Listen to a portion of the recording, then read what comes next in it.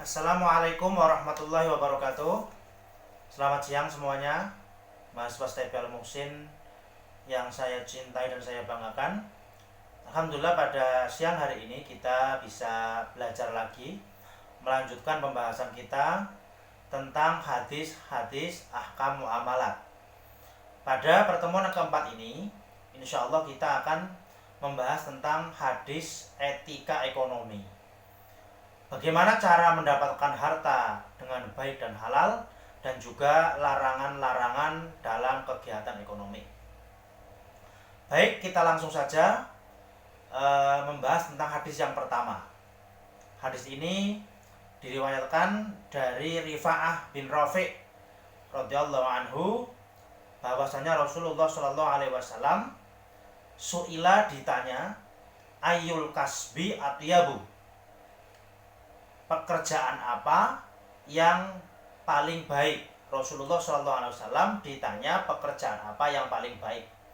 Kemudian qala, Rasulullah SAW bersabda, amalur rajuli biyadihi wa kullu bai'in mabrurin. Apa yang baik itu, yang paling baik itu adalah pekerjaan seorang laki-laki dengan tangannya, dan setiap jual beli yang baik atau yang bersih. Rawahu Al-Bazzar wa sahhahu Al-Hakim. Hadis ini diriwayatkan oleh Al-Bazzar dan disahihkan oleh Imam Hakim. Dalam hadis ini Rasulullah SAW menjelaskan bagaimana cara seorang muslim mendapatkan harta dengan baik dan halal, yaitu pekerjaan seorang laki-laki dengan tangannya. Artinya sebuah pekerjaan yang dilakukan dengan berkeringat lah, seperti itu, berkeringat, tidak meminta-minta, tidak memanfaatkan orang lain dan sebagainya. Intinya pekerjaan yang dilakukan oleh diri sendiri, menghasilkan suatu harta yang halal, itulah harta yang terbaik. Itulah cara menghasilkan ekonomi yang terbaik. Kemudian waqulu bai'in mabrurin, dan setiap jual beli yang bersih, jual beli yang baik, ya, sudah memenuhi syarat dan rukunnya, dan juga terbebas dari riba. Itu namanya kullu bai'in mabrurin, yang bersih. Nah, kemudian dalam mendapatkan harta dalam kegiatan ekonomi, apa saja yang dilarang itu? Ya.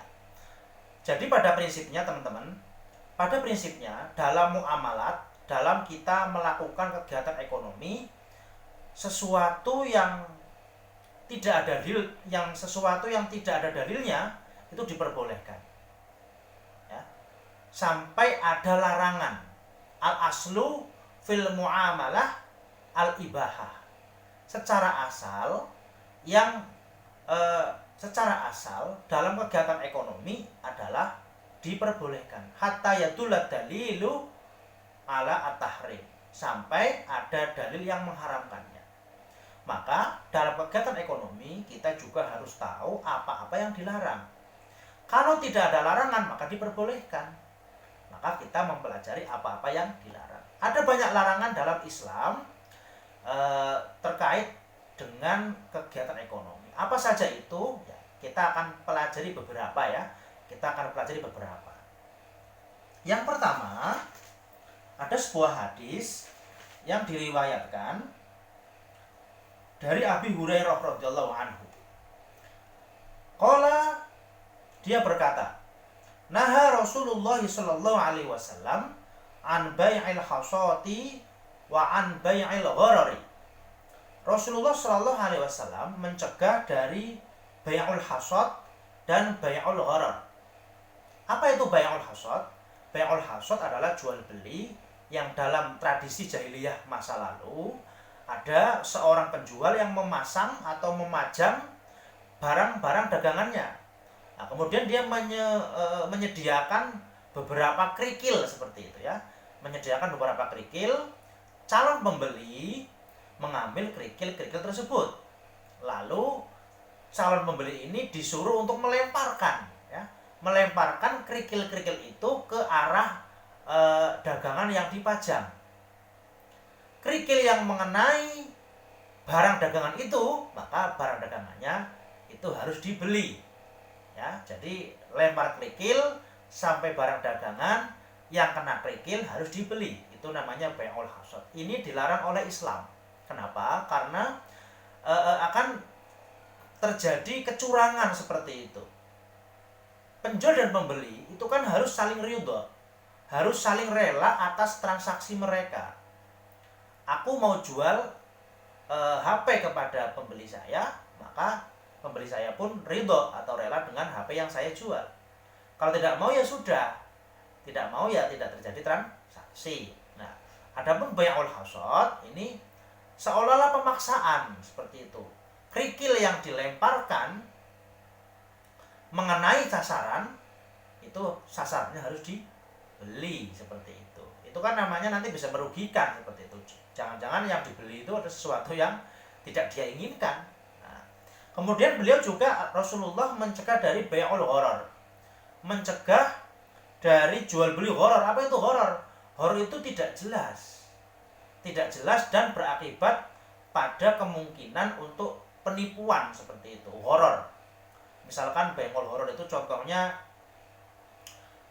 ada orang menjual ikan di laut seperti itu. Itu saya punya ikan lumba-lumba di laut, mau beli enggak?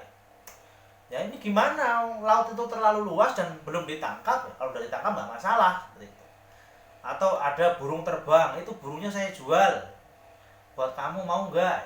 Nah itu namanya bai'ul gharar. Baik atau jual beli yang tidak mudah. Maksud saya jual beli yang kemungkinan ada penipuan di sana dan merugikan salah satu daripada orang yang bertransaksi jual beli. Selanjutnya, larangan dalam jual beli adalah sebuah hadis dari Abu Hurairah juga. Dia berkata, naha Rasulullah sallallahu alaihi wasallam an bai'ataini fi bai'atin. Rasulullah sallallahu alaihi wasallam mencegah dari jual beli dua transaksi dalam satu transaksi. Bai'ataini fi bai'atin. Dua transaksi dalam satu transaksi. Hadis ini banyak sekali penafsirannya.